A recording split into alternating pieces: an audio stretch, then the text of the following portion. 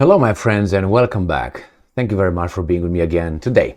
Well, it's not easy to have balls in an environment where having balls is considered almost a crime. And I'm talking about the Republican candidate for US presidency, Viverk Ramaswamy.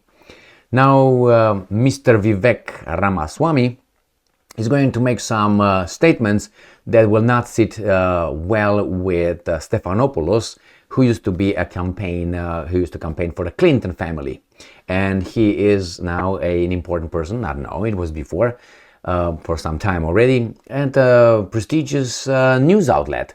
So I watched Sevastopoulos many times talking smack, and he was smacked back by many. Like, for instance, if you remember, I don't know if you watched that one, I made a video on how he got smacked by Mahmoud Ahmadinejad, the very intelligent and very ballsy former president of Iran.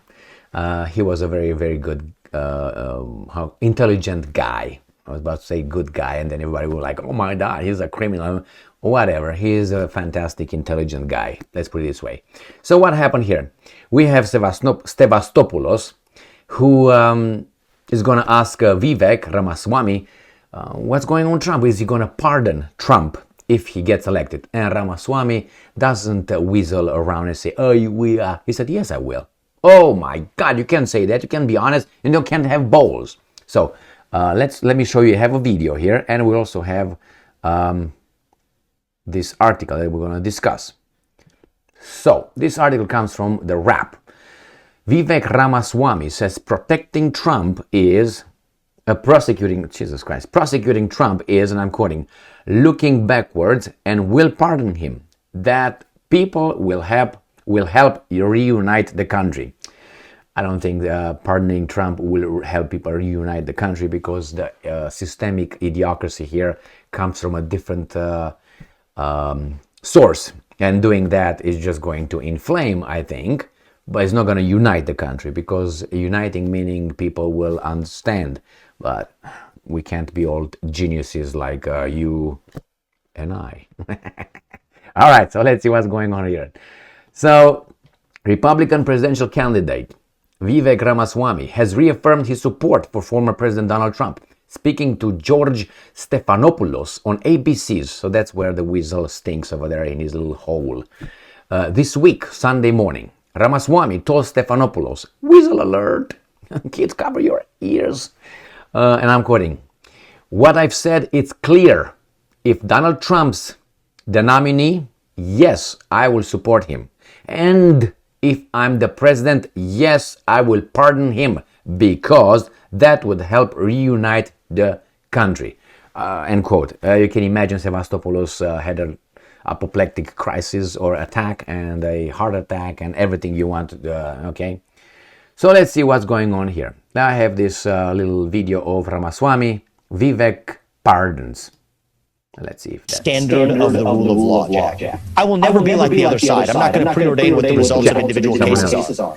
I will never be like Biden, never be like what the corrupt DOJ is today. I will lead it with integrity. One standard of the rule of law applied equally to all Americans, regardless of skin color, regardless of political belief. That's what we need to restore in this country. And the one unique power that a president does have, usually you can't change the past, but there's one exception, the presidential pardon power. And in that case, I will use it to correct for past mistakes, whether it's peaceful J6 protesters, whether it's Donald Trump, whether it's Julian Assange, whether it's Douglas Mackey, who you may be familiar with. We've gone down and we have a list of day one pardons.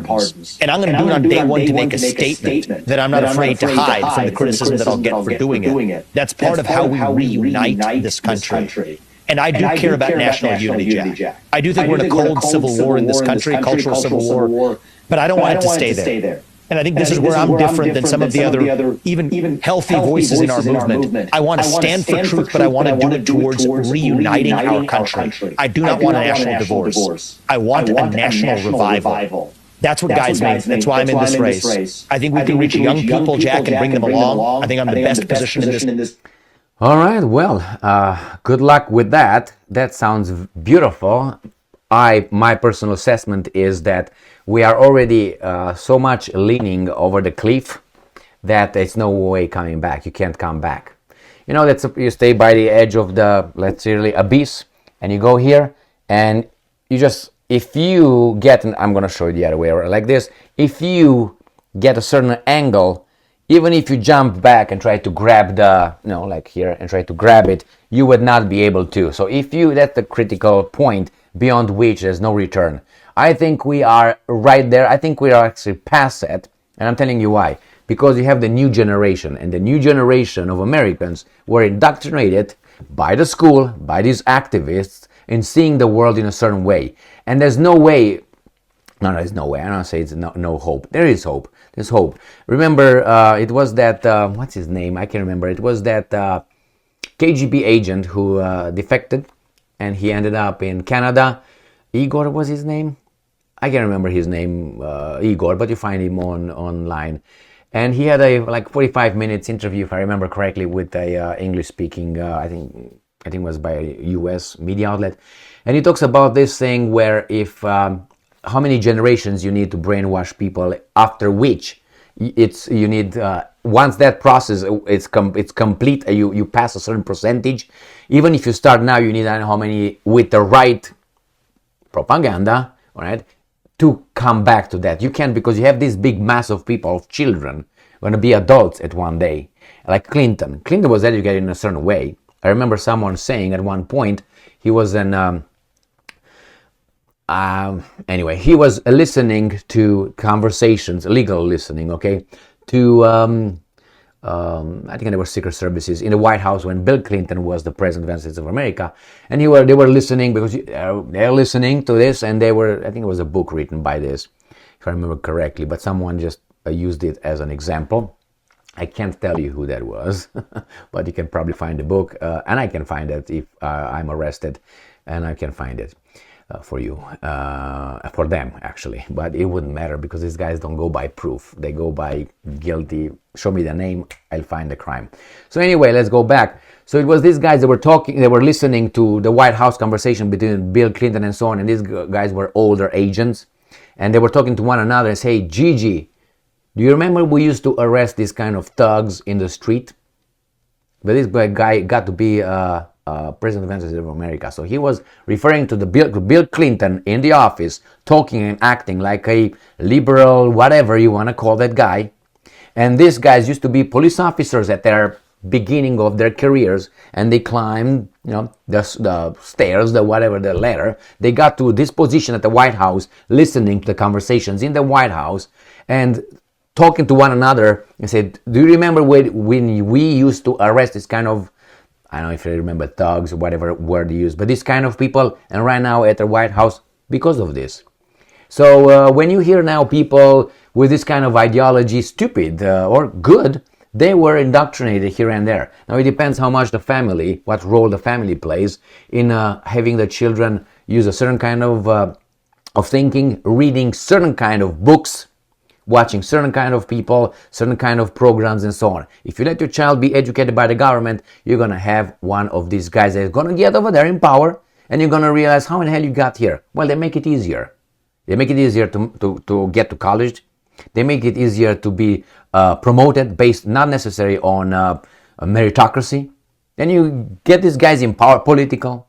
We got a lot of people with money that would support this kind of. George Soros is one example. Billions of dollars invested. So what he says here is very courageous. Very courageous. What alternative he would have? I don't think he would have any other alternative. Viverk. What is that name? Viverk would have no chance if he would talk like everybody else, because they say, well, you don't have any experience. What do you bring to the table? He says, well, I'm going to bring the fresh view and reality and truth and justice and so on. So he had to steal Trump's thunder and use it. And he's very, very smart, very articulate, and with balls. I don't know yet who's supporting him, who's behind him yet, but we're going to figure out. You know how we're going to figure out? When he's going to be asked tough questions.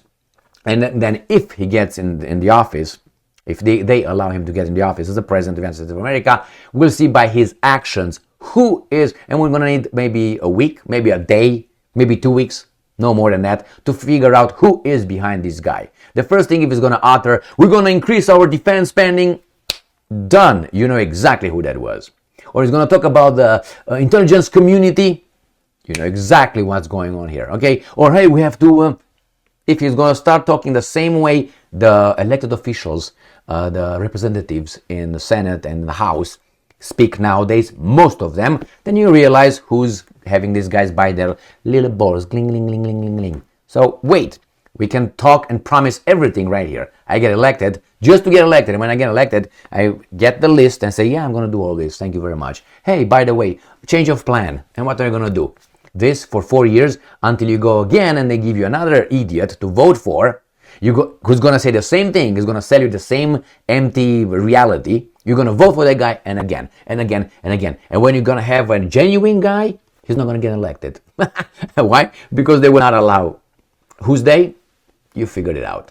I just mentioned it in the video about 2 minutes and 39 seconds ago. Thank you very much for being with me again today.